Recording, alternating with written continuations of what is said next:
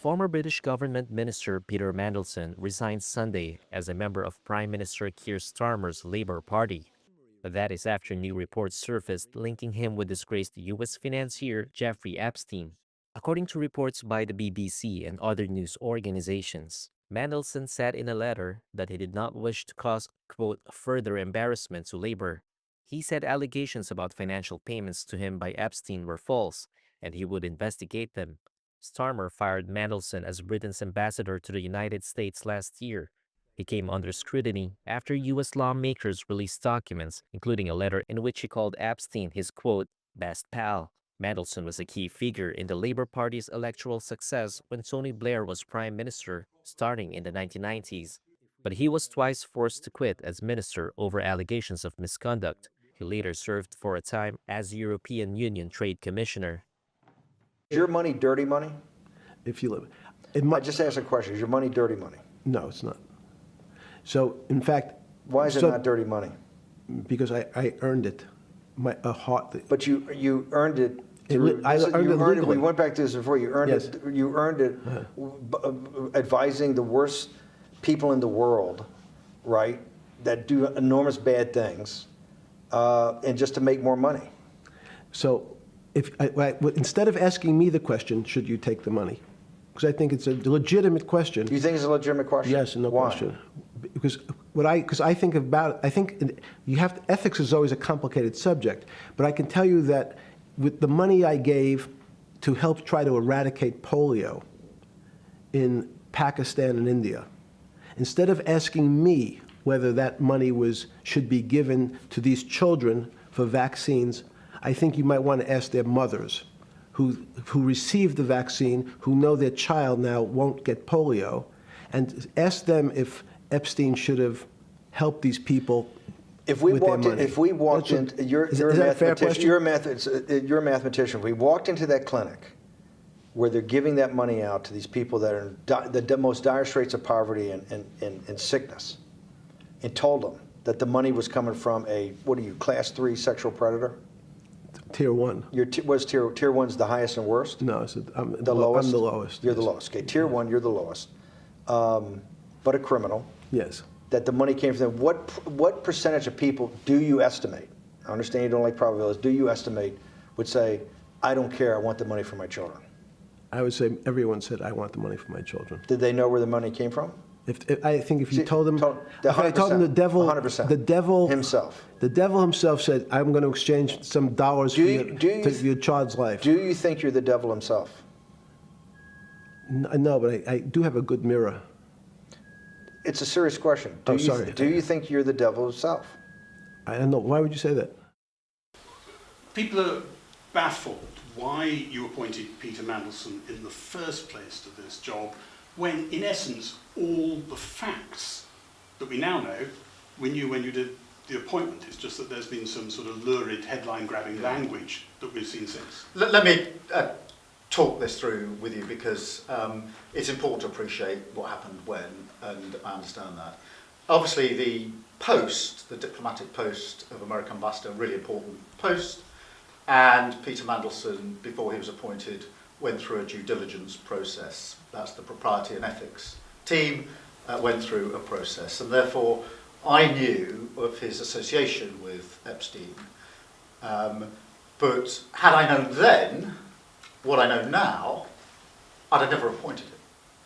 Because what emerged last week were emails, Bloomberg emails, which showed that the nature and extent of the relationship that Peter Mandelson had with Epstein was far different to what I had understood to be the position when I appointed him. On top of that, what the email showed was he was not only questioning, but wanting to challenge the conviction of Epstein at the time.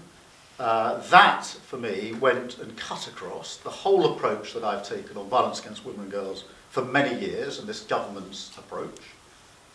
On top of that, what emerged last week, on Wednesday evening late, were Peter Mandelson's responses to questions that had been put to him by government officials.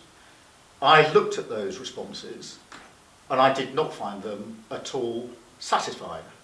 And therefore, on the basis of those three things, the nature and extent of the relationship being far different to what I've understood to be the position at the point of appointment, the questioning and challenging of the conviction, which, as I say, goes to the heart and cuts across what this government is doing on violence against women and girls, and the unsatisfactory nature of the responses from Peter Mandelson last week to the inquiries made of him by government officials, I took the decision to remove him. You said that details emerged Wednesday afternoon, but from what we can work out, details were furnished to bits of the Whitehall machinery, the Foreign Office and Downing Street, quite a bit ahead of you defending Peter Mandelson on Wednesday at Prime Minister's questions. And people are scratching their heads saying, why didn't you, the Prime Minister, make more effort to make sure you were briefed on this? Were people briefing you properly? Were they acting on your behalf? Were they acting slightly on Peter Mandelson's behalf, maybe? Bits of the machine. Well, let me deal with that, because it was only on Wednesday early evening that I knew the contents of the Bloomberg emails. It was only very late on Wednesday when Peter Mandelson replied to the questions that had been put to him by government officials. And it was on that basis that I took my decision that he should be removed. What I knew before PMQs was that there had been media inquiries. I didn't know the content of the Bloomberg emails. And I knew that questions had been put to Peter that he had not yet answered. And he hadn't answered them by the time it got to PMQs. There is, of course, a time lag in America, but I knew that there are questions that had been put to him, but I didn't know what answers he was going to give to those questions. That came later on Wednesday. And that's why, at that point, I gave the answer I did at PMQs, and that's the extent of what I knew at the time. Great job. Thanks. Mr. Ambassador, please. Well, Mr. President, thank you very much indeed in hosting us this morning. And thank you very much indeed also for that very typical 11th hour intervention by you with your phone call to the President, demanding even more out of this deal than any of us expected. So thank you for that. Thank you very much. It was beautifully stated. What a beautiful accent, too. I'd like to have that accent. Thank you. My mother would be proud. Thank you very much. Any questions? And now we take this into new and important territory by adding trade and the economy to the closeness of our relationship. So I'm going to begin by just adding that we just concluded the rare earth deal with Ukraine.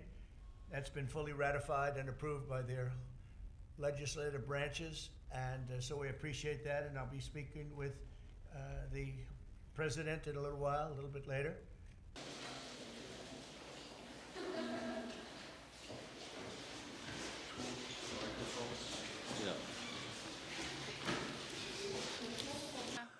Fliegt in 40 Minuten hoffentlich nach Bonn. Gibt es Fragen? But the primary responsibility for bringing about the future investment, the use of new technologies and models. Well, quite Danke Ihnen fürs Kommen.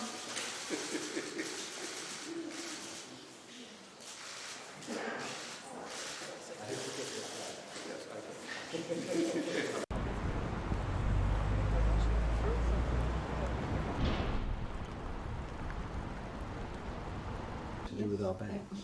Yeah, so that makes sense, yeah. Good speech. Yeah. And I sort of took off and started. Okay. So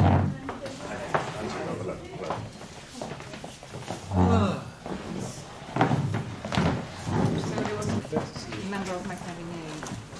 I said I was there to talk about jobs, not one or two jobs.